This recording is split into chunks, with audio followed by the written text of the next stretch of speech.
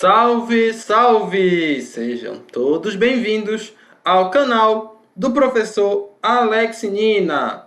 Hoje vamos corrigir a prova de gestão ambiental.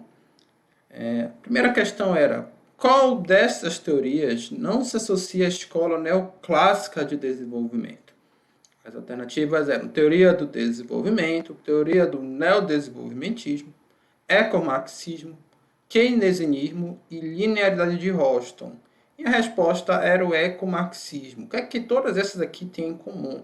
O fato de eles acreditarem que o PIB é o sinônimo de desenvolvimento. Né? Todas essas têm como premissa a maximização do PIB. Claro que é de diferentes formas, né? Cada uma propõe aí diferentes formas de alcançar esse objetivo, mas a única que não tem como objetivo isso aí é o ecomarxismo, por isso que ela não é uma escola neoclássica de desenvolvimento.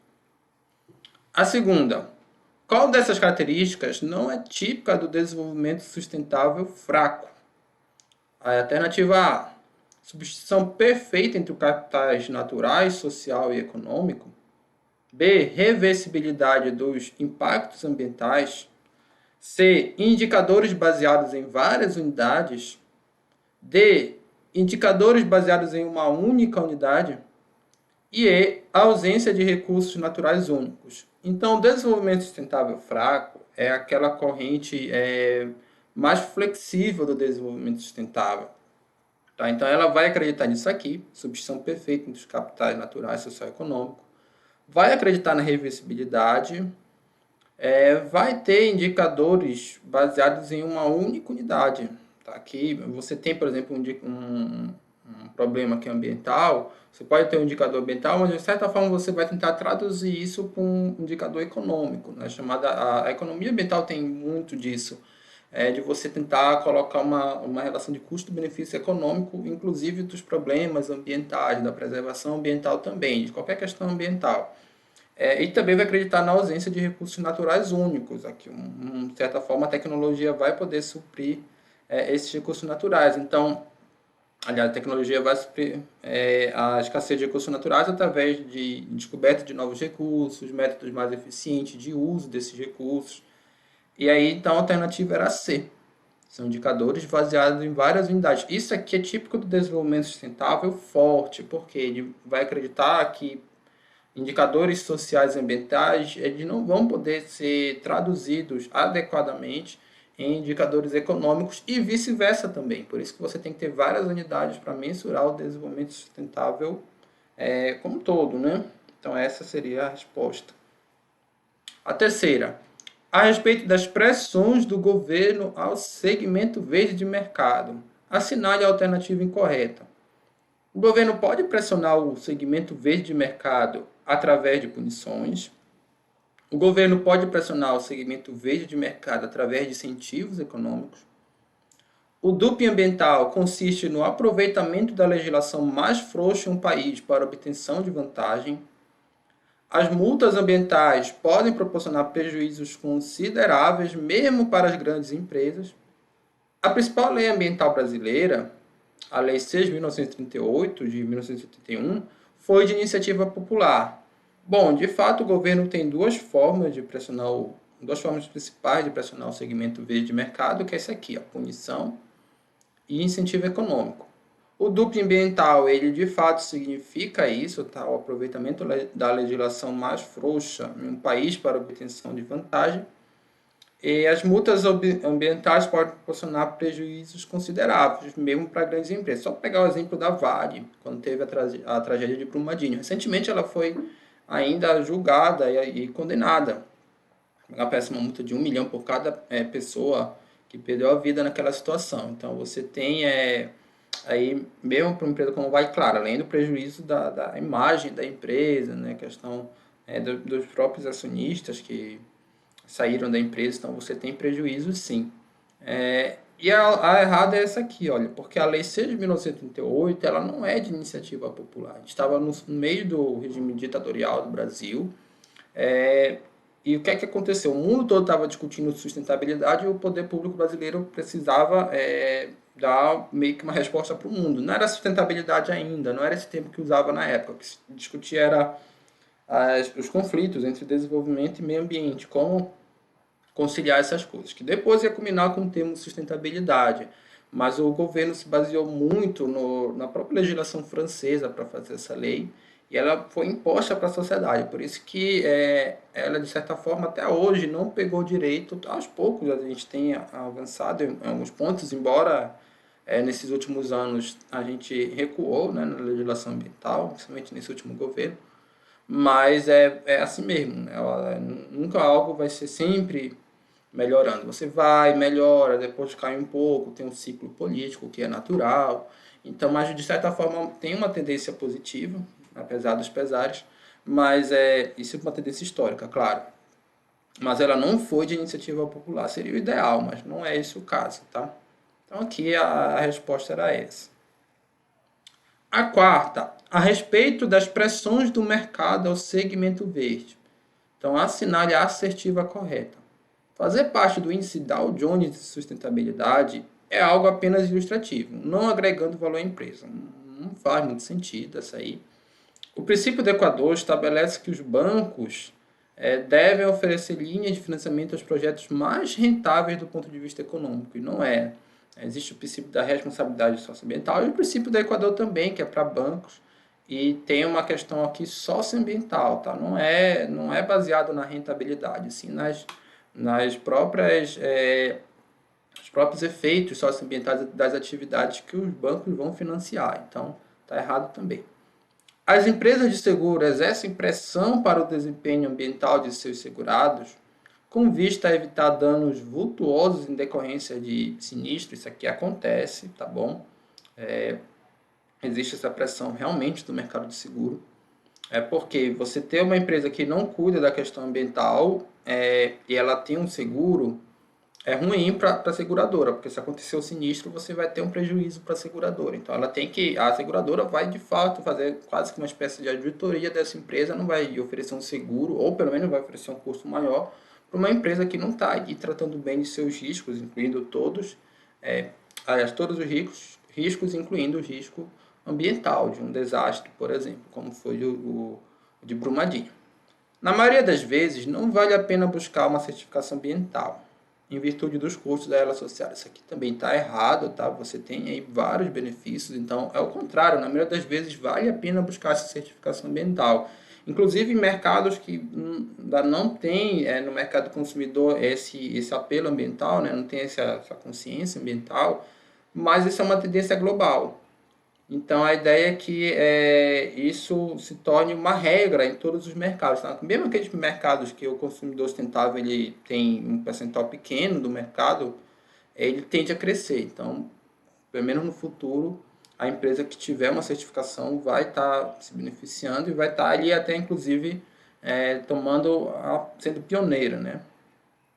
O mercado pautado no consumo em massa sempre será um vilão para o desenvolvimento sustentável. Então, essa mentalidade ela modificou o tempo. Não se trata de tratar o mercado como um herói, mas sim de reconhecer que ele é parte da solução, não a solução completa. Esse é o que hoje se pensa dessa forma, claro, né? O pensamento majoritário, com suas controvérsias. Mas está aqui, controvérsia não, com suas oposições, melhor dizendo. A alternativa a ser marcada era a C. A quinta questão era sobre as abordagens da produção sustentável. Tinha que assinalar a alternativa incorreta. A abordagem de controle envolve apenas a área ambiental da empresa. Faz sentido, tá? A abordagem de controle de fato, ela só envolve uma área. A abordagem da prevenção tem como preocupação o uso eficiente dos insumos e também faz sentido, né? A preocupação básica seria a própria eficiência. E a ecoeficiência que estão relacionados a esses conceitos são ligeiramente diferentes, mas você tem essa preocupação básica. Ela está em toda a empresa, não apenas a questão ambiental. A abordagem de controle tem como principal ação típica o uso da tecnologia end of pipe, ou seja, se preocupar com a questão ambiental só no final dos processos produtivos. É exatamente isso, né? A abordagem de controle ela tem essa preocupação única. A abordagem estratégica mantém uma postura proativa? Sim, seria a abordagem mais sólida em relação à questão ambiental. Ela se preocupa não só com a empresa, como nas abordagens de controle e de prevenção, mas com toda a cadeia produtiva. Então, ela tem essa postura proativa. A abordagem de controle engloba a participação ativa das áreas de marketing, produção e gestão de pessoas. E aqui estava a questão errada, porque seria a abordagem estratégica que envolve essas áreas e todas as outras da organização. A abordagem de controle vai ser só a área ambiental mesmo, se tiver na empresa ainda. Às vezes nem tem. Então, é a letra E que seria a alternativa a ser marcada. A respeito dos bens pós-consumo e pós-venda, assinale a alternativa incorreta. Os bens de pós-consumo são produtos que retornam ao ciclo reverso após terem sido consumidos em sua forma original. Correto, tá? Pós-consumo, depois de eles serem consumidos, eles retornam ao ciclo reverso. Os bens de pós-venda são produtos que retornam ao ciclo reverso com pouco nem uso. De fato, essa é a diferença de um para o outro. Consumo você tem o uso e ele vai para o ciclo reverso. O pós-venda não, você nem utilizou, você por algum motivo de existência do uso do produto, retorna ele para a empresa. Então, essa é a diferença. A coleta de um bem pós-consumo corresponde à sua reinserção na cadeia produtiva tradicional. E não é, tá? Você tem a cadeia tradicional e depois você tem toda uma cadeia, tem todas umas etapas, né, da cadeia reversa, da logística reversa. A coleta é a primeira etapa da logística reversa. Depois você vai ter o processamento e aí, por último, sim, a revenda. Então, aqui não é, né? Na verdade, é só inserção na cadeia reversa, não na cadeia tradicional. A vida útil corresponde ao tempo para o consumo do produto, exatamente. Esse é o conceito de vida útil, que é diferente de ciclo de vida. O ciclo de vida engloba toda a sua produção, até mesmo depois seu fluxo reverso. Vida útil, não. O processamento de um bem pós-consumo corresponde à sua transformação em novo produto, exatamente. Você vai, um produto que já foi consumido, mas você tem ali o resíduo, você vai transformar em outro produto. Essa é a etapa de processamento. Então, seria a letra C, tá? A etapa aí que volta para a cadeia tradicional seria a revenda. A respeito do processo de gestão de pessoas pautado na sustentabilidade, assinale a alternativa correta. O recrutamento e seleção da empresa sustentável deve ser sempre baseado em competências. Não tem essa prerrogativa, porque pode ser baseado em cargos também que a empresa definiu. Tem esses dois tipos básicos para recrutamento e seleção, cargos e competência, e não tem uma prerrogativa que tenha que ser em competência na empresa sustentável. A certificação ambiental para o estabelecimento de convênio de saúde dos funcionários pode ser uma das exigências da empresa sustentável, e de fato isso pode ser. Então, para uma grande empresa, por exemplo, formar um convênio com um plano de saúde para seus funcionários, ela pode exigir que a empresa que vai oferecer esse plano de saúde seja uma empresa sustentável e tenha a certificação. Então, faz sentido. Na etapa de socialização, é importante que a política ambiental da empresa não seja explicitada. Todos os funcionários precisam ser sustentáveis, independente da orientação da empresa. Então, totalmente errado. A empresa sustentável ela tem que deixar muito clara para todos qual é a sua política, né? A política ambiental. Então, está errada essa questão, uma coisa não anula a outra, né? No processo de monitorar pessoas, a gestão da informação pouco pode influenciar a sustentabilidade da empresa. E também não faz sentido, a informação é um dos elementos mais importantes dentro de uma empresa, e principalmente uma empresa sustentável. Então, não faz sentido. O desenvolvimento da liderança não é relevante na empresa sustentável, pois esta adota como paradigma a gestão horizontal. Também não tem essa prerrogativa, tá?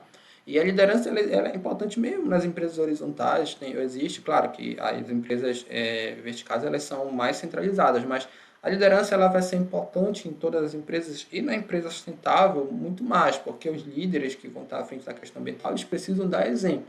Então imagina, o líder pede para todo mundo ser sustentável, mas ele não os seus recursos, o seu lixo ele não coloca no local adequado, ele não faz a coleta, aí as pessoas também quando começarem a não ser sustentável, vão dizer, mas o próprio cara ali que vive dizendo para a gente ser sustentável, ele não é. Então, a pessoa se coloca no pedestal e todo líder ele vai estar submetido a isso, seja em qualquer área, não só na área ambiental, né? E aí você tem que dar exemplo. Por isso que o líder ele tem bastante responsabilidade e ele é importante na empresa. Então, a resposta correta era a letra B, tá? Oitava questão, a respeito do planejamento estratégico e sustentabilidade. Assinale a alternativa incorreta. A empresa sustentável deve incluir as questões ambientais na sua visão? Sim, faz sentido. A empresa sustentável deve incluir as questões ambientais nos seus valores? Também, tem que ter tanto em visões quanto valores, na visão quanto nos valores. A empresa sustentável deve estabelecer metas para a redução do consumo interno no intuito de aumentar a ecoeficiência? Também, né? A ecoeficiência ela está relacionada aos resultados, mas ao uso dos recursos. Tá bom? Os recursos de forma e bem como seus impactos também ao meio ambiente. Então, qual é a diferença dela para a eficiência? Eles são muito relacionadas, mas a eficiência você vai ser alcance dos resultados dividido pelos recursos em termos monetários. Tá bom? Não entra as questões a análise ambiental dos impactos. A eficiência além da monetária, que é importante, também entra a ambiental. Mesmo se os clientes da organização não se preocupam com a questão ambiental, a empresa deve se preocupar com ela, uma vez que o mercado está em constante mudança. Isso aqui é verdade, ok? Você tem, por exemplo, uma vez eu estava em sala de aula e o aluno falou assim, professor, na prática não vale muito a pena a gente investir em questão ambiental, porque a população, né, daqui de Macapá, né, onde eu leciono, não tem muito essa preocupação. O pessoal na prática vai comprar o produto mais barato e não aquele ambientalmente correto. Eu falei, mas isso é o que está acontecendo hoje. Existe um percentual, pode ser que exista um percentual muito pequeno de pessoas que estão dispostas a pagar mais caro, por exemplo, por um produto ambientalmente correto, né? Que via regra esses produtos são mais caros, tá? Já até me questionaram sobre isso, mas os dados mostram isso, né? Então o autor Alves também fala isso no livro da Administração Verde. Mas esse percentual que é pequeno hoje, ele está com uma tendência de crescimento. Isso porque em vários locais ele cresceu. Não vai ser diferente aqui na Amazônia como um todo. Então, você pode se antecipar a esse mercado. O ideal mesmo é que você acompanhe. Você não vai fazer uma reengenharia na sua empresa. Agora eu vou transformar toda ela em sustentável, porque o mercado de atuação seu não vai conseguir, não vai ter toda essa demanda, né? Mas aí você vai aos poucos criando uma unidade de negócio ali, ampliando um pouco o negócio, meio que no mesmo ritmo em que o mercado vai modificando. Então essa é a ideia da empresa se antecipar ao mercado. Afinal das contas, é uma boa estratégia. O planejamento estratégico deve ser racional e reconhecer que sempre existirá um dilema entre preservação ambiental e lucro empresarial. A palavra totalizante sempre, ela já deixa a questão errada, tá? Porque esse dilema ele existe, não dá para dizer que não existe, mas ele está muito mais relacionado a algo de curto prazo, porque ao longo prazo você acaba ganhando muitos benefícios de você buscar uma preservação ambiental, desde o benefício legislativo até o benefício de imagem de empresa, até essa mudança do perfil dos próprios clientes, né? De ter maior aí a preço a questão socioambiental. Então, isso aqui não é verdadeiro por longo prazo, ou pelo menos não se pode dizer que isso é verdadeiro por longo prazo ou sempre, tá? Claro que vai depender dos autores, mas a questão estaria errada justamente por ser totalizante, tá? A longo prazo tende a não existir, aqui teria que existir, de fato, é o final do parêntese, né? Vamos lá para a nona questão. A respeito das 5 forças de Potter na empresa verde, assinale a alternativa incorreta. Quando o segmento verde de mercado é pequeno e com grande potencial de crescimento, não é interessante a empresa verde cooperar com seus concorrentes verdes, pois estes podem roubar market share. Isso está errado. Qual é o erro dessa questão? Se o segmento é pequeno em relação ao mercado como um todo, é interessante as empresas que estão nesse segmento cooperarem. Por quê? Para fazer o segmento crescer. E aí ambas começam a ganhar market share em relação ao segmento tradicional. Essa é a ideia, não só quando o segmento verde, qualquer segmento novo de mercado que tem uma tendência aí de crescimento, geralmente startups, no começo, as empresas que estão nesse segmento, elas é muito mais vantajoso elas atuarem como parceiras do que como concorrentes. Agora, claro, quando esse segmento cresce o suficiente e se torna aí, boa parte, o predominante do mercado onde ele atua, aí sim as empresas, e não tem mais para onde o segmento crescer, as empresas que estão nesse segmento vão concorrer. Até porque as empresas tradicionais vão migrar para o segmento verde, então, o segmento questão, né, no caso, o segmento verde, então você vai ter mais concorrentes e aí vai ter a concorrência de fato, mas no começo de um segmento pequeno vai predominar, ou pelo menos esse seria o ideal, predominar a cooperação. Então, por isso que a questão estava incorreta. Existem três tipos de potenciais entrantes no segmento verde mercado. Então, tem a empresa verde fora do mercado, a empresa verde de dentro do mercado e a empresa convencional de fora do mercado.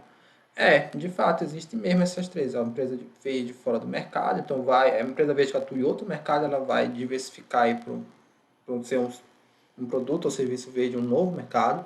A empresa convencional está dentro daquele mercado, então, o mercado automobilístico, a empresa só não produz carro com a pegada ambiental. Agora ele vai começar a produzir, mas ele já está no mercado automobilístico. Nesse primeiro caso aqui, seria uma empresa, sei lá, que vou pegar que produz moto sustentável, não sei nem se existe. Com certeza deve existir, né? Mas uma empresa só com essa finalidade, eu não sei se existe, mas só produz moto sustentável. Aí ele vai para o mercado de carro. São mercados parecidos, né? É, Dependendo da escala, até pode se dizer que é o mesmo mercado. Então ele migra de um mercado, mas ele já atuava verde nesse mercado, ele migra para outro para atuar também verde. E tem a empresa convencional de fora do mercado. Então, seria pegando o mercado de carro e o mercado de moto. Seria uma empresa de moto que não tem uma estratégia verde e ela passa a atuar no mercado de carro com uma estratégia verde. Né? E provavelmente também no mercado de moto com uma estratégia verde. Então, são esses três potenciais. Além de produtos semelhantes convencionais, os produtos sustentáveis competem com produtos diferentes, mas que satisfazem as mesmas necessidades. São os produtos substitutos. Verdade, só que o produto substituto tem essa diferença. Né? O próprio carro e moto eles podem ser vistos como produtos substitutos. Né? Os dois eles têm a mesma finalidade, é a, que é a locomoção. O carro ele dá mais segurança, mas a moto ela dá mais velocidade e também mais economia. Então você tem, além do carro também ele dá para você transportar mais pessoas, mas você tem produtos que no final das contas eles cumprem funções muito parecidas, são produtos substitutos. Em uma estrutura de mercado de monopólio, o maior fornecedor pode forçar a empresa a adotar práticas sustentáveis.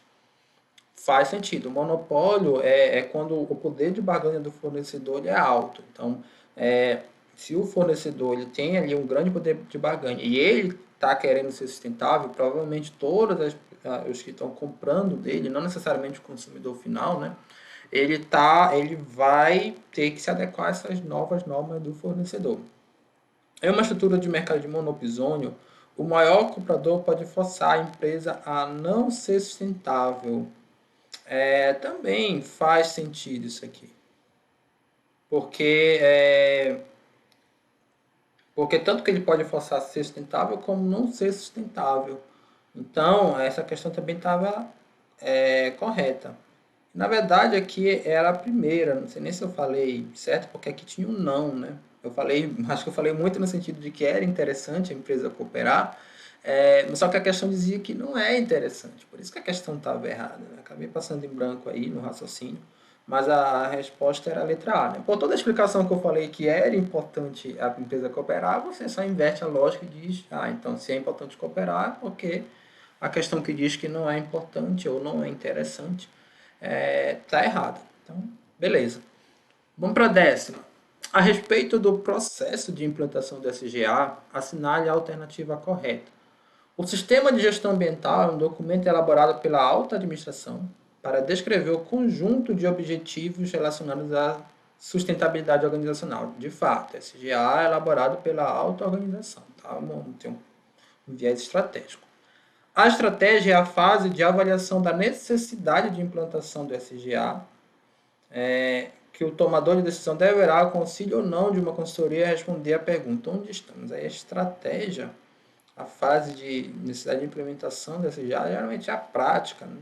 Onde estamos está mais relacionados ao diagnóstico. Tem um detalhe aqui que eu não reparei na questão. Olha, o sistema de SGA é um documento? Não, o sistema não é um documento. O documento é a política de gestão ambiental, tá? O erro da questão estaria aqui, ó, um documento, quando na verdade o sistema ele não necessariamente tem que ser um documento por escrito, né? Não é esse o conceito principal. Claro que existem vários documentos que vão aí sustentar o sistema. Um deles, o principal, a política ambiental da empresa. Aí estaria errado. Aí aqui, olha, a política ambiental é um documento que engloba, verdade, o conjunto de processos e procedimentos estruturados que visam alcançar diversos objetivos relacionados à gestão ambiental. E é isso mesmo. Tá? Você vai colocar aqui o conjunto de processos e procedimentos. Então, a letra C está correta. Seria o gabarito da questão, mas vamos ver as outras. Um dos principais benefícios de se contratar uma consultoria externa para o gerenciamento do SGA é o fato do consultor ou a empresa contratada já conhecer as pessoas de diferentes setores da organização. Se é externa, de fora, então não conhece. Então a questão estava logicamente errada. Letra E.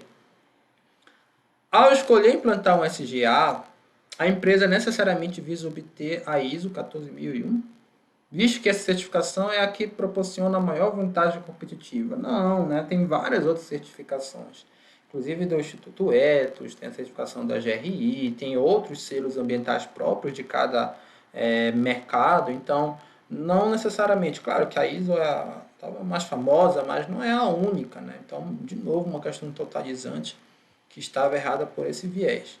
Tá?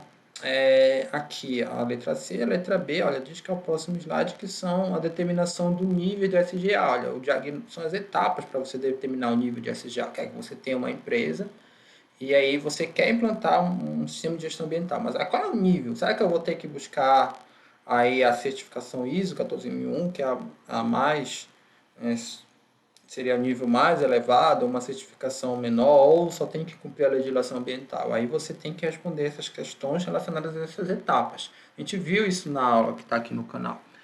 O diagnóstico, o objetivo e as estratégias. A respeito do composto de marketing aplicado aos produtos e serviços verdes, assinale a alternativa correta. O atributo ambiental é a necessidade central de um produto verde. E a gente viu que não, pessoal. Você tem a necessidade central, realmente de consumo daquele bem. O atributo ambiental ele vai ser um diferencial, tá? Ele vai agregar valor. Então, estaria errada por conta disso.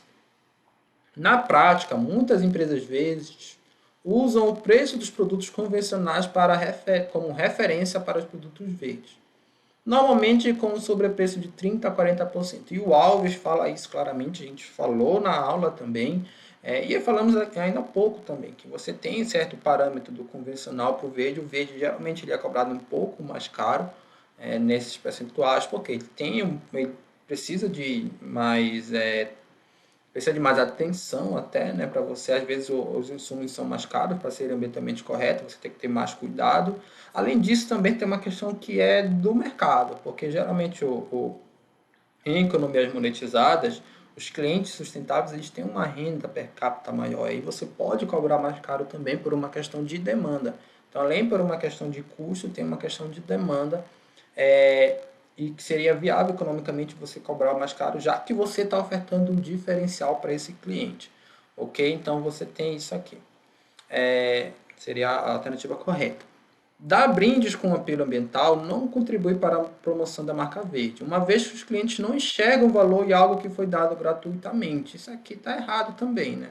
É porque foi dado que é um brinde que não vai ter valor. Então a questão aí principalmente a justificativa dela não faz sentido nenhum, mas os brindes eles sim são importantes no apelo ambiental. A praça, no marketing ambiental, deve levar em conta apenas o ponto de venda, pois o cliente não tem noção da cadeia de distribuição e produção. E é claro que o cliente hoje, principalmente esse cliente ambientalmente correto, que é mais exigente, ele vai ter ali, ele vai pesquisar, mas também tem os selos, certificações que vão indicar isso para o cliente que sabe. Ele sabe que aquela certificação ela não analisa só a empresa, ela analisa toda a cadeia produtiva. Então, a praça ela tem que levar em conta tudo isso também. A praça é o item do composto de marketing menos relevante aos produtos verdes. uma vez que eles são comercializados principalmente pela internet. Não tem diferença, né? O produto verde são mais comercializados pela internet que os convencionais. Eu acho que não tem. Eu não conheço um estudo que trate isso como hipótese, mas não faz nem sentido você formular essa hipótese para um problema de pesquisa. Então, a questão não faz muito sentido não, ok? Ainda dizer que a praça é o menos relevante, você elencar qual dos compostos de marketing é o menos relevante também é complicado. O ideal é que você consiga aí ter um bom equilíbrio entre eles. Então era a letra B, tá? A questão. Aqui os pontos onde estavam errados. Vamos para a 12ª. A respeito da diferenciação verde. Assinale a alternativa incorreta. A certificação é exemplo de aplicação do critério de uso associado ao valor real do produto verde.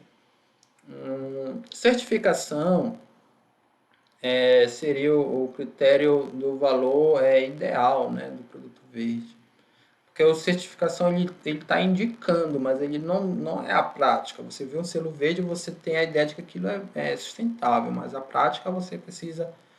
Embora você tenha certificações que são mais confiáveis, mas a ideia de critério de imagem, critério de uso, ela pressupõe isso. A imagem, você não está experimentando o produto, você só tem uma ideia do que ele seja, o uso que é ele realmente. Então, a certificação está muito mais associada à imagem do que ao uso propriamente dito.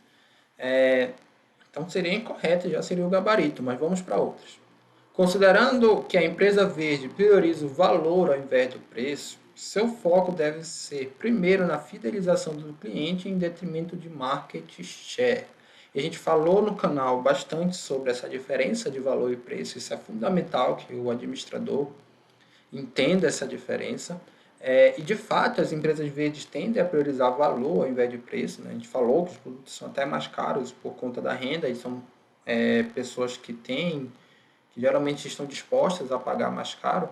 E isso é uma forma de você ver que é o mercado de valor. E nesse mercado é importante a fidelização, porque o cliente que compra por preço, ele vai ser seu cliente por enquanto você conseguir ofertar um produto ou serviço mais barato. Mas o mercado hoje é tão dinâmico que é difícil você se manter ofertando sempre o produto mais barato. Porque, ora, alguém vai até copiar teu benchmark e fazer o processo ali mais rápido que você. Isso é mais fácil você, é menos custoso que você. Às vezes, até como está no mundo globalizado, é uma empresa que está atuando lá no país onde tem trabalho escravo, mão de obra subvalorizada, né? Aquele documentário, acho que é Indústria Americana o nome, que fala da China, né? Mostrou um pouco disso, que as leis trabalhistas lá na China são muito mais flexíveis que nos Estados Unidos e os chineses conseguem competir por preço mediante isso. E você tem muita dificuldade em competir por preço, na verdade, a maioria dos segmentos. E aí, principalmente no segmento ambiental, que a demanda já é por produtos de valor, o ideal é que você compita por fidelização, porque o cliente que te enxerga valor, ele vai ser fiel. Tá? E aí você pode ter um market share baixo, mas com uma base de cliente muito fiel que vai comprar recorrentemente os teus produtos ou serviços. Na verdade, toda a administração marketing está migrando muito mais para esse lado da fidelização e do valor do que do preço. Claro que o preço, com as estratégias de preço, com a economia de escala, ainda são importantes, mas hoje se tem muito mais essa questão de fidelização. E o market share ele está relacionado ao tamanho que você alcança no seu mercado, né? A sua base de clientes em relação à base de clientes do mercado. Quando uma empresa compete por preço, ela consegue, de certa forma, até aumentar o market share se ela conseguir ofertar um preço mais barato, porque boa parte da população ainda compra por preço. Mas aí acaba que sendo não tão rentável assim, porque suas margens não são pequenas, né? Até para você oferecer o produto mais barato. Aí você às vezes abre mão da margem para ganhar market share. Até que isso é uma estratégia às vezes adotada por startups. Mas assim, é muito mais importante para a empresa sustentável a fidelização e o valor do que o baixo preço e o market share. As escolhas dos clientes quanto à preferência de uma marca são baseadas em critérios racionais e emocionais. Isso é claro, né? Uma questão até um tanto quanto óbvia, né? Claro que existem questões racionais e emocionais. Quando uma empresa visa obter uma certificação, é fundamental para agregar valor ao produto que a organização certificadora seja conhecida do público-alvo, é claro. Então você pega o certificado como ISO 14001. Ele próprio já serve para o marketing da empresa, porque as pessoas conhecem a ISO 14001. Então se você pega um outro certificado, o certificado do Inmetro, as pessoas conhecem. Se pega outro certificado que as pessoas mal conhecem, a certificadora não é conhecida, ela não consegue agregar tanto valor à empresa. Por isso que as empresas procuram as certificações mais conhecidas, porque elas agregam mais valor, elas são mais reconhecidas. O credenciamento é o elemento da certificação que garante que as organizações certificadoras são confiáveis, independentes e geram resultados replicáveis. Então, todo o sistema de certificação, você tem esses elementos, né? A empresa, a organização certificadora e a organização credenciadora. O credenciamento vai dizer que essas organizações são confiáveis, e é exatamente isso, né? A que vai emitir o certificado, ela tem que ter ali certo, ela também está sendo auditada constantemente. Então é isso aqui, o critério, eu falei o nome imagem, mas o termo correto é sinalização, tá? Então a certificação é um critério de sinalização, não de uso, mas só você lembrar do slide da aula, quem assistiu a aula, que era um gatinho olhando no espelho, e o espelho refletia a imagem ali de um tigre, né? Então você tinha essa diferença, né? O uso é uma coisa e a sinalização é outra. Então a imagem, o real do, do que está sendo sinalizado. Claro que quanto mais confiável forem as certificações, mais próximo vai ser o real do que está sendo sinalizado. Aí está aqui, olha, até coloquei outro slide, né? O valor real, então preço, desempenho. Então, a sinalização é um julgamento de valor, né? É muito mais associado ao marketing da empresa. Considerando o comportamento dos clientes sustentáveis, assinale a alternativa incorreta. O consumo sustentável ocorre quando o cliente utiliza a variável responsabilidade socioambiental nas suas escolhas de consumo. Faz sentido. Apenas o produto ser ecologicamente correto não é suficiente para o cliente sustentável, uma vez que a postura socioambiental da empresa também é relevante. Então, tem muito disso. Você pode ter um produto é, ecologicamente correto, mas, por exemplo, ter descoberto uma prática de desrespeito às leis trabalhistas na empresa, né, de trabalho infantil, por exemplo, mais grave ainda, que é uma da forma de respeito. Então, isso aí não adianta se o produto for mais correto do ponto de vista ecológico, né? Mas se o próprio processo para construir ele não foi sustentável, né? Então você tem aí essa questão também.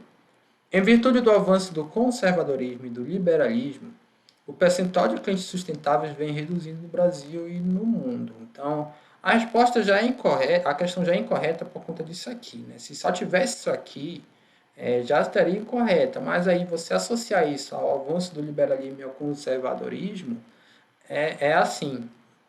Você pode até encontrar na literatura algo do tipo, né? Mas geralmente não está respaldado na base empírica, né? Você precisa de um estudo para dizer, os países mais liberais são os que os clientes são menos sustentáveis. Teria que ter algum estudo nesse sentido e pelo menos dos estudos que eu conheço com bases em dados mesmo, de fato, não tem. O que tem muito é com base em discurso. Com base em discurso é muito fácil você levantar qualquer coisa, mas com base em dados você precisa de métodos mais consistentes. Não que os métodos, não que a questão do método lógico, né, ou mais teórico, não seja consistente, mas hoje a ciência é hipotético-dedutiva. Não adianta você elaborar uma hipótese que liberalismo torna as pessoas menos sustentáveis. Beleza, essa hipótese pode. Primeiro, essa hipótese tem que ter uma razão lógica, porque o método é lógico. Por isso que o método é dedutivo. Mas ele também tem que ser testado, por isso que ele é hipotético. Tá? Por trás de todo cliente ambientalmente correto, existe uma pessoa ambientalmente correta. Olha, faz sentido também, porque você, antes de ser um cliente, você é um cidadão, uma pessoa. Então, se você é ambientalmente correto, porque, como cliente, é porque você é como pessoa. Então, isso é importante. Informações sobre respeito as leis trabalhistas e a responsabilidade fiscal da empresa são importantes para o cliente sustentável. Exatamente, né? Eu dei até o exemplo aqui. Porque a sustentabilidade ela tem um tripé, né? Social, ambiental e econômico. Então não adianta só o ambiental, você tem que ter o social aqui, você tem que ter o econômico, de cumprimento da legislação. Mesmo que, sei lá, vocês achem que tenha muito imposto no Brasil, mas é a norma. Se você acha que tem muito imposto, aí você tem que, sei lá, através da democracia, eleger ou participação direta para que mude esse contexto. Mas enquanto você tem esse marco, essa a estrutura jurídica, você vai ter que cumprir, né? É o ideal, né? Se questionar ela é outra história. Não é porque eu questiono que eu vou ter que agir contra a lei, né? Isso aí é uma forma errada de justificar um crime, na verdade. Então seria a letra C, tá? Na verdade, vem aumentando aqui o número, o percentual de clientes sustentáveis. A gente falou isso numa aula também, né? Tem dados mostrando isso, que essas novas gerações, principalmente, você tem ali uma geração já se preocupando com essa questão ambiental. A respeito das relações entre investimentos e sustentabilidade, assinale a alternativa correta. Em detrimento da renda fixa, o investidor sustentável deve optar pela renda variável, uma vez que ela proporciona melhores retornos ao longo prazo. Olha, isso aqui é até bem documentado na literatura, tá? Em vários livros. Claro que tem estudos que mostram o contrário, mas no geral, por exemplo, os principais índices de bolsas de valores eles ganham dos índices de renda fixa no longo prazo, mas isso não tem uma relação direta com se investir em sustentabilidade, até porque o investidor sustentável ele não tem como único parâmetro a rentabilidade. Tá bom? A gente vai até falar disso em outros vídeos do canal, em próximas disciplinas que vão vir, né, de sustentabilidade empresarial, mas você não tem essa prerrogativa para o investidor sustentável. Uma vez que as empresas de capital aberto estão alinhadas ao neoliberalismo, de novo neoliberalismo, o indivíduo que possui perfil sustentável não deve investir em bolsa de valores. Também é uma coisa que vem muito mais no discurso do que na prática, né? Não tem nada a ver isso aqui, né? Apesar de você ter esse discurso, mas ele não está tão bem fundamentado e principalmente dentro da perspectiva da gestão ambiental empresarial que nós lecionamos aqui na playlist da disciplina. Então, na verdade, você diz que o investimento em empresas de capital aberto, você tem que selecionar empresas que estejam com a responsabilidade socioambiental. E tem vários critérios para isso. E aí você pode ser, sim, um investidor com perfil sustentável, desde que siga aí esse princípio que eu acabei de falar, não o que está na questão. Né? Assim como se pode definir consumidores P e V, pode-se definir investidores P e V, de modo que o investidor sustentável tende a ser um investidor V. Então, P de preço, V de valor, falamos muito em uma questão sobre isso para o consumidor e também existe isso para o investidor. Então, você tem investidores que procuram o preço, por exemplo, a comparação do preço com que seria a técnica de preço justo, valuation com a cotação da ação, mas o investidor sustentável ele vai olhar mais para o valor. O valor é algo subjetivo, inclusive para a área de investimentos. Então, um investidor que não é sustentável pode ver ações da Natura custando R$ 40, tão caro, por algum método lá que ele faça lá, estime o preço justo da ação. Mas o investidor sustentável, ele pode, independente desse método, ele pode dizer assim, uma empresa sustentável, então para mim tem valor, mesmo que eu perca alguma coisa, eu prefiro investir numa empresa sustentável do que em outra empresa que não é sustentável, mas por algum motivo está com um preço baixo. Fazendo um adendo aqui também, esse discurso, não invista em bolsa porque não é sustentável, ele seria um discurso muito anticapitalista, tá? O neoliberalismo, de certa forma, seria a vertente mais seria a vertente predominante do capitalismo hoje, ou defendida por aqueles que defendem o capitalismo. Claro que tem também toda a questão do keynesianismo, que seria um capitalismo mais de Estado, defendido pelos desenvolvimentistas. Mas mesmo se fosse aqui o desenvolvimentismo, é importante dizer que a sustentabilidade, isso a gente falou aí nas aulas, nas primeiras aulas da disciplina, ela é um desenvolvimento sustentável, ele é uma proposta capitalista de desenvolvimento. Isso tem que ficar muito claro, para não se cair nesse tipo de discurso, né? Ah, sustentabilidade, você tem que superar o capitalismo. Na verdade, existem na literatura correntes contra a sustentabilidade, justamente por ela ser uma resposta capitalista, que na corrente, por exemplo, do marxismo ecológico, a gente falou logo na primeira questão, você não tem como você preservar o meio ambiente sem acabar com o capitalismo, tá? Então, mas não é a seara da questão aqui, tá? Vamos para a letra D. O chamado Valor Invest está voltado para o curto prazo. Aí já está errada a questão logo no início, né? Que Valor Invest é para o longo prazo. Não se alinhando com o desenvolvimento sustentável, que está voltado para o longo prazo. A gente falou na aula que você tem como estabelecer um paralelo do Valor Invest, que tem lá o livro clássico do Benjamin Graham, um investidor inteligente, lá que é a Bíblia do Warren Buffett. Warren Buffett, o maior investidor do mundo. Então você tem o Valor Invest e o desenvolvimento sustentável com um ponto em comum que a gente já soltou na aula, que é esse aqui, ó, o longo prazo. As empresas que possuem certificação ambiental farão parte do portfólio de investidores sustentáveis, independente do preço da cotação. E a gente colocou na aula, claro, que tem vários métodos de investimento, isso aqui poderia ser verdadeiro para alguém que tenha alguma filosofia, mas no geral a filosofia de mercado, né, que predomina, ela vai colocar a parte da certificação ambiental como um dos critérios.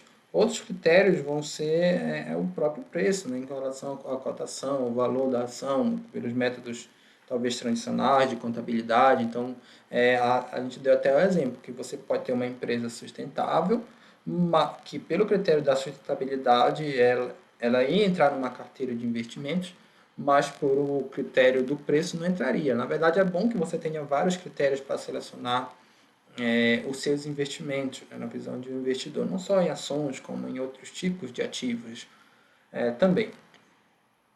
Aí está aqui, olha, a questão correta era a letra C. Tá? Assim como se pode definir consumidores PIV, acho que seria podem-se, né? Assim como se podem definir consumidores CD, podem se definir investidores PIV, de modo que o investidor sustentável tem que ser um investidor V, seria isso. Vamos lá. O meio ambiente pode interagir com as UEN, seriam Unidades Estratégicas de Negócio, de uma empresa de várias formas. Assinale a alternativa incorreta.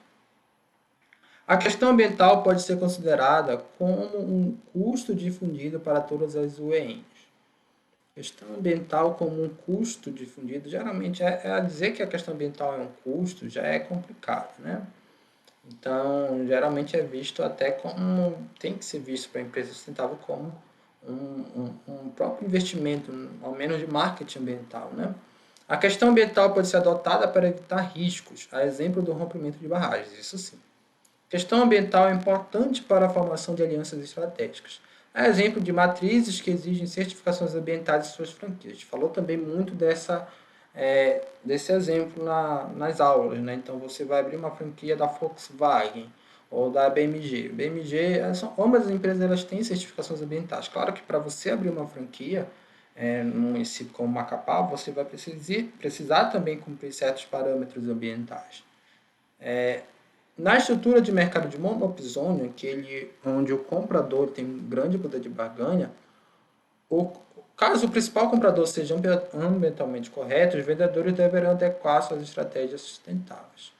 Verdade, tá? Então, o poder de barganha está no comprador, se ele for ambientalmente correto, os vendedores também vão ter que ser. A gente deu o exemplo da Biopalma lá na aula, né, na região de Santarém. Né? Como ela tem certificação ambiental, para você fornecer para a Biopalma, você tem que também seguir certas normas.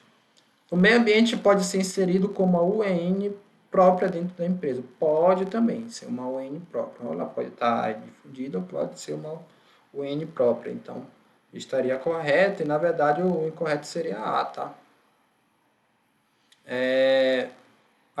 Olha só, a UEN tem que ser visualizada como um investimento para prevenir riscos, no caso aqui, rompimento de barragem, ou buscar oportunidades. Então, olha só, agregar valor para os serviços ou seu negócio próprio seria uma UEN própria também. Então, a letra A era a questão do gabarito, né? Seria a alternativa incorreta. Pessoal, espero que tenham gostado aí da prova, da disciplina, né? A gente se encontra numa próxima. Desejo a todos bons estudos sempre.